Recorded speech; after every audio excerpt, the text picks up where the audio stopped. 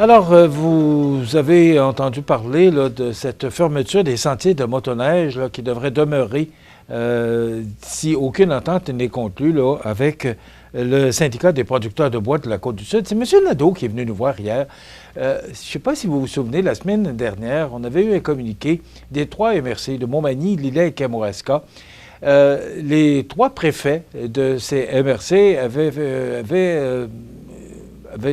fait une sortie là, concernant leur inquiétude sur l'économie de la région par rapport à la fermeture de ces sentiers. Et vendredi matin, si ma mémoire est bonne, il me semble que c'est vendredi matin, j'avais demandé, j'aimerais ça pouvoir parler là, soit à l'Association des propriétaires de boisiers privés des Appalaches ou encore au syndicat des producteurs de bois de la Côte-du-Sud. Et M. Nadeau s'est présenté à nos studios hier matin pour me dire, écoute, tu voulais me voir, me voici, et je vais te dire exactement ce qu'il en est. Donc, on devrait vous présenter, j'ai réalisé une entrevue d'une quinzaine de minutes avec M. Nadeau, et c'est l'horaire qui est trop serré, là, mais on va trouver une place pour vous présenter cette entrevue-là, parce que je trouve ça tellement important. Avez-vous pensé que si ces sentiers-là demeurent fermés, pour la saison hivernale. Là.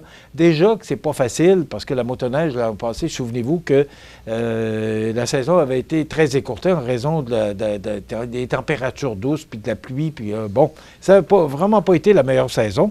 Mais là, si on ferme les sentiers, bien là, il n'y aura pas de circuit, parce que la plupart pas la plupart, je vais dire la plupart, pour pas trop m'engager, là, pour les gens qui ne veulent pas fermer leur sentier, leur terre, parce que c'est pas tout le monde que je comprends, là, si j'ai bien compris ce que M. Nadeau m'a expliqué, mais la majorité de l'association là, attendez un petit peu, il faut que je m'en souvienne, des propriétaires de boisiers privés des Appalaches, là, la plupart veulent fermer le sentier parce que c'est leur seule façon de pouvoir manifester leur désaccord là, par rapport à cette négociation-là. Et M. Nadeau nous dit qu'actuellement, ça ne négocie pas. Donc, il y a vraiment une impasse. Je vais tenter de recevoir les gens de la MRC, là, soit Frédéric Jean, Normand Caron ou encore M. Roy, Sylvain Roy, préfet élu de Kamouraska, là, pour savoir qu'est-ce que les MRC font dans ce dossier-là. Parce que là, c'est bien beau, là, mais là, M. Nadeau nous informe que ça ne négocie pas et qu'eux ont bien l'intention de garder les sentiers fermés. Là, pour l'instant, il n'y a pas de neige, ça ne dérange pas grand monde. Mais ça va déranger tantôt, et assurez-vous là, que c'est quand même important. Puis c'est beaucoup de touristes chez nous, c'est beaucoup d'argent. Puis ce n'est pas là, ce sont tous les sports d'hiver là, qui vont être privés de ces sentiers-là. Alors, c'est très important comme dossier. Et je vous promets qu'on va continuer à suivre ce dossier-là et voir son évolution, à savoir pourquoi ça ne négocie pas. Et là, ça doit entrer en vigueur, si j'ai bien compris, M. Nadeau, ça doit entrer en vigueur le 1er février 2025. Donc, 1er février, on pourrait quasiment dire que c'est demain. Alors, c'est un dossier là qu'on va suivre de très près et on va revenir, on va tenter de parler au moins aux dirigeants des MRC pour voir quelles sont les démarches qu'ils font pour peut-être provoquer une négociation ou provoquer un règlement. Là, c'est ce qu'on va suivre avec intérêt donc dans les prochains jours. Mais c'est inquiétant. Là. C'est inquiétant pour les restaurants, c'est inquiétant pour les hôtels, c'est inquiétant pour tout le monde qui est concerné par le tourisme. Et on sait que la motoneige, et pas juste la motoneige, mais tous les sports d'hiver, ce sont des retombées très importantes au niveau du tourisme pour nos attraits touristiques de la région et toutes les entreprises qui sont touchées par le tourisme. Donc, on va suivre ça. C'est un dossier très important que je considère, et merci à M. Nadeau de s'être présenté. On va tenter de rejoindre le syndicat et on va tenter de rejoindre les MRC. Donc, on devrait vous présenter là, sous peu cette entrevue que j'ai réalisée avec M. Nadeau. Mais la forte demande d'entrevue sur nos ondes là, fait qu'on manque d'espace et on va essayer de faire de la gymnastique. Et parlant de gymnastique, le Team Mani Gym lançait sa campagne corporative de financement par un vibrant appel aux entreprises locales pour investir dans l'avenir de la gymnastique. Donc, Ces deux coprésidentes, Mme Isabelle Robin et Mme Isabelle Mimeau, elles sont membres toutes les deux de la Fondation des Enfants de cœur. Alors, ce sont elles qui vont assurer le succès de cette campagne de financement. On sait que cette campagne va marquer une étape importante pour le club Mani Gym par un soutien de la communauté d'affaires et des partenaires locaux. Ça, c'est une chose, mais vous savez que et Andréane Caron sera avec nous là, au cours des prochains jours pour nous parler de ce qui se passe à Mani Gym, mais elles ont travaillé fort, elles se sont impliquées fort dans tous les gens de Mani Gym pour la réalisation du projet de santé durable, là, pour le projet culturel et sportif, parce que Mani Gym ont des endroits, là, ils sont au sol de l'église Saint-Thomas et aussi à l'école Cazot. Et aussi, ben, l'école Cazot, la polyvalente du temps, ben, les équipements sont fatigués, ça fait plus de 50 ans.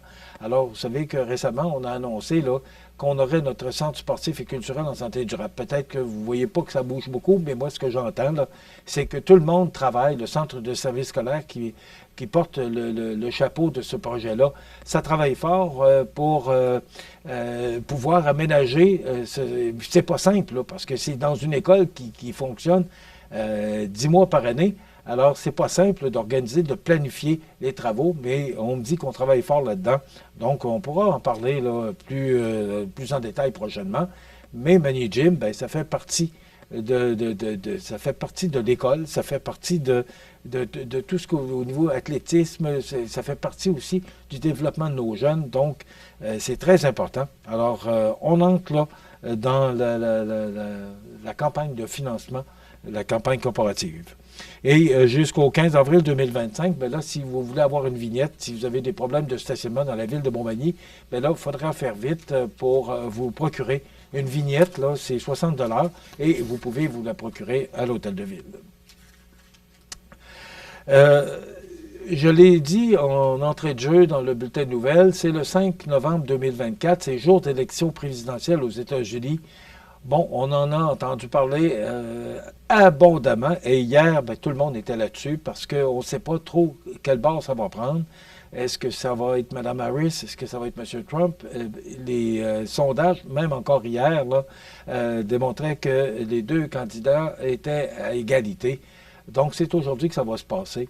Et on va suivre ça avec intérêt, à savoir, qui va gagner cette présidentielle-là. Ces deux adversaires se sont affrontés dans l'État de Pennsylvanie hier soir et ils ont chacun tenu d'ultimes rassemblements et ont tenté d'aller chercher le crucial vote des femmes. Donc, M. Trump a essayé aussi d'aller chercher le vote des femmes. Donc, le vote des femmes pourrait changer la donne, mais ça, personne aux États-Unis. Hier, j'écoutais Bruno Savard au bulletin de nouvelles de Radio-Canada Québec, là, qui disait qu'il a écouté les télévisions ou les bulletins de nouvelles au niveau américain et tout ce qui pouvait parler des élections. Et personne n'ose se prononcer tellement la lutte va être chaude. Donc, pas sûr qu'on va avoir les résultats complets ce soir parce que on parlait ce matin que ces résultats-là pourraient parvenir d'ici quelques jours parce qu'il y a d'abord, c'est grand, les États-Unis, c'est plus de 300 millions de voteurs. Et hier, il y avait eu 78 millions de votations par anticipation, ce qui est énorme, c'est beaucoup. Et on voyait en Pennsylvanie hier les gens qui votaient, là, les longues files de personnes là, qui voulaient aller voter. Alors, c'est une journée qui peut devenir historique, peu importe vers quel côté tout ça va pencher. Je veux vous parler là, que Québec aurait 2 ans d'avance sur son objectif au niveau du véhicule électrique. Je vais terminer là-dessus. Puis pourquoi je vous parle de ça, c'est que il y a des subventions. C'est peut-être à cause de ça, justement, parce qu'il y a des subventions qui aident les gens qui voudraient se munir d'une voiture électrique. Et j'ai fait une petite recherche là, pour vous parler de ça. C'est dans le Journal de Québec de ce matin là, qu'on dit que Québec aurait 2 ans d'avance sur l'objectif. Les gouvernements du Québec et du Canada offrent un rabais à l'achat ou la location aux particuliers, aux entreprises, aux organismes et aux municipalités qui souhaitent faire l'acquisition d'un véhicule électrique. L'acheteur québécois peut ainsi obtenir un rabais cumulé d'un montant allant jusqu'à 12 000 $ pour un véhicule neuf et 3 500 $ pour un véhicule d'occasion. Les motos électriques sont aussi admissibles à un rabais de 2 000 et les scooters électriques à un rabais de 500 $. Donc, ça aide grandement l'achat d'un véhicule électrique. Mais quand même, c'est là qu'on s'en va. On s'en va dans cette direction-là. Alors, le programme Rouler vert du Québec là, pour les véhicules neufs, c'est jusqu'à 7 000 $ pour un véhicule électrique neuf. Pour tous les détails, vous pouvez visiter le site web, le programme Rouler vert du gouvernement du Québec, ou encore consulter la brochure du programme. Ce qui est à noter, c'est que le programme Rouler vert prendra fin le 1er janvier 2027. Les montants de l'aide financière pour un véhicule électrique diminueront progressivement en 2025 et 2026. Donc, pour un véhicule neuf, 100% électrique, les subventions vont diminuer à 4 000 $ en 2025. Donc, là, c'est 12 000, ce serait 12 000 $ jusqu'au 31 décembre. Et là, ça va diminuer à 4 000 $ en 2025 et 2 000 $ en 2026. Donc, pour un véhicule 100% électrique d'occasion, ce sera 2 000 $ en 2025, puis 1 000 $ en 2026. Les montants actuels demeurent en vigueur jusqu'au 31 décembre 2024. Donc, ça aide à prendre de l'avance dans l'achat d'un véhicule électrique, mais on sait que c'est là qu'on s'en va d'ici 2035. Là, M. Legault voudrait qu'on ne vende plus de véhicules à essence, mais est-ce que ça, c'est trop vite pour M. Legault? On verra, on n'est pas rendu là. Mais l'achat d'un véhicule électrique, là, je voyais ce matin que le prix à la pompe est à 1,49 $. C'est quand même... on est rendu qu'une pièce et demie, on ne trouve pas ça cher, là, mais, parce qu'il y a déjà été une pièce et 72, 75. Donc, les véhicules électriques, bon, on s'en va dans cette direction-là. Demain, chronique culturelle avec Cynthia Lamontagne et on reçoit Mme Karine Boutin du Havre des Femmes et Michel Jacques de Bureau Pro Citation vont venir nous parler de notre promotion de l'arbre argenté. Donc, c'est ce qu'on vous propose comme entrevue demain. Je vous souhaite de passer une excellente journée. On va suivre, c'est sûr, avec intérêt les élections américaines. On en parle demain. Bonne journée.